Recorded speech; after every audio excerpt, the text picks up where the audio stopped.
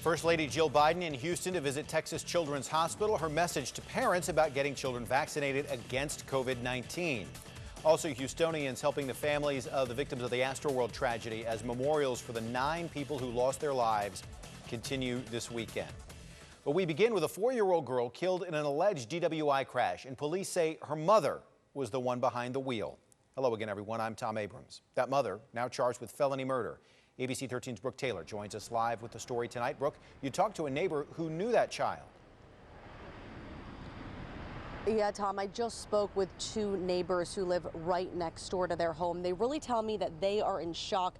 They describe her as a hands-on mother who was always around in the neighborhood, playing with her 3 little girls and seen out taking them to the school bus stop. Take a look at this on your screen. Here is a picture of 25-year-old Rosalia Sanchez, who has been charged with felony murder.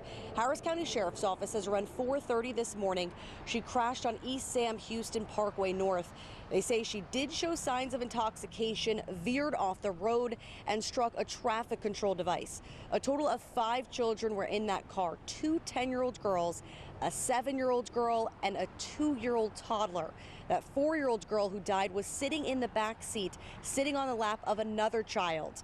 Now, I did speak with neighbors who say Sanchez has 3 little girls. They saw the story on the news earlier today, and they were in disbelief once I told them it was Sanchez who is accused of this and is the center of all of this. When they go into school in the morning or in the afternoons, sometimes, care of them all the time. and she would take her daughter to the bus stop. It is Very shocking. It's sad, and I don't know. It's just no words because those are your kids. So it's just sad all the way around. And the other 4 children were taken to the hospital to get checked out, but were told they were not injured. Also, we do know that one of the 10-year-old girls was having a sleepover with Sanchez's daughter.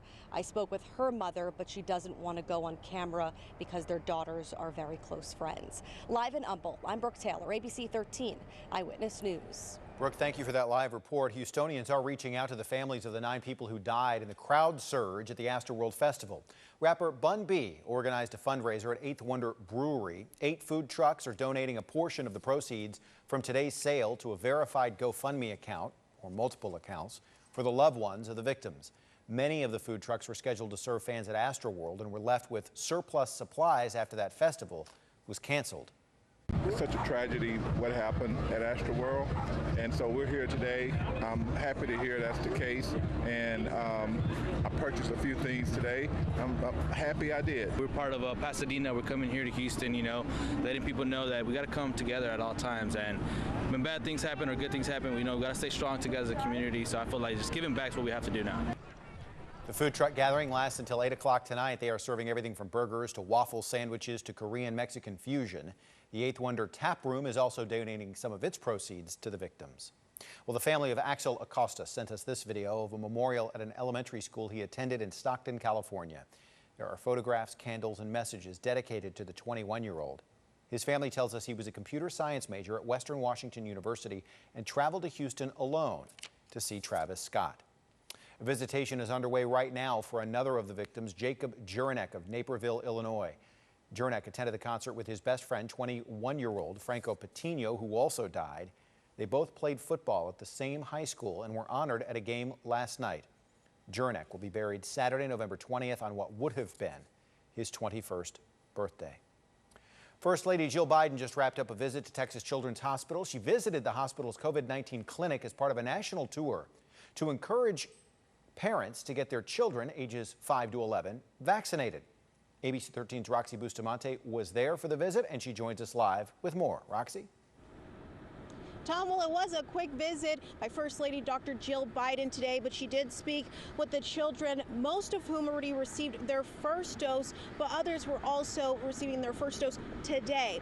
Now, here at the Texas Children's Hospital, they do again have that vaccine clinic, and today alone, they're hoping to vaccinate at least 240 children. Now, in total, the hospital has vaccinated 15,000 children ages 5 to 11 years old since November 3rd. Now, that clinic will be open from 1 to 5 every day, but you have to schedule an appointment.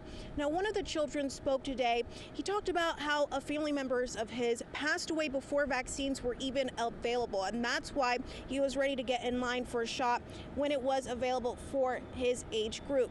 Now, First Lady Dr. Jill Biden also noted parents do have some hesitancy when it comes to getting their children vaccinated, and she urged if you do have questions to go ahead and refer those questions to your children's doctors or experts here at the Texas Children's Hospital.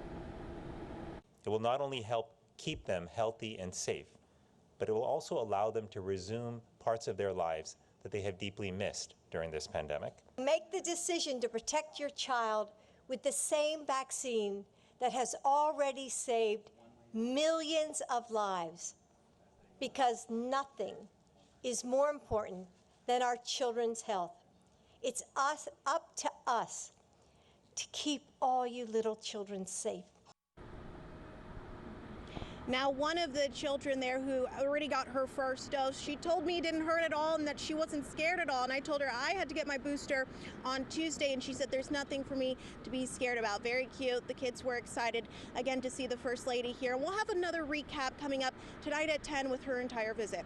Reporting live, Roxy Bustamante, ABC13 Eyewitness News. Roxy, thank you for that live report tonight. While COVID cases are declining in Texas, they are rising in nearly half the country, leading to more fears of yet another winter surge. Yesterday was the 5th consecutive day of increased hospitalizations across the country. There is concern the situation could get worse as more people stay indoors and avoid the cold and gather for the holidays. 4 states are now allowing booster shots for all adults, even though federal health officials only recommend Pfizer and Moderna booster shots to seniors or people at high risk for severe COVID. The data now is very clear that more than 6 months out from your second shot, there is a decline in protection against infection. Not necessarily against hospitalizations and deaths, but against infections. And if you want to avoid that, people should get the booster. A source says the FDA is considering allowing Pfizer booster shots for all adults without waiting for a recommendation from its advisory panel. Pfizer applied for emergency use authorization for those shots last week. Houston Mayor Sylvester Turner is traveling to the nation's capital tomorrow to attend the signing of the infrastructure bill. The mayor's office says Turner received an invitation to the signing of the $1.2 trillion bipartisan bill, which was passed by the House earlier this month after a months-long standoff. Turner says he expects some of that money to come here to Houston. We have one of the largest wastewater treatment facilities in the country. We can use some of those dollars. We have the largest Port of Houston in the country. We are about to undertake a $1 billion widening and expansion of the port. There are $17 billion in that infrastructure bill. We can get some of that. According to the Texas Tribune, Texas will receive more than $35 billion over 5 years for roads and bridges, broadband access, and other projects. It is unclear at this point exactly where in Texas that money will be spent.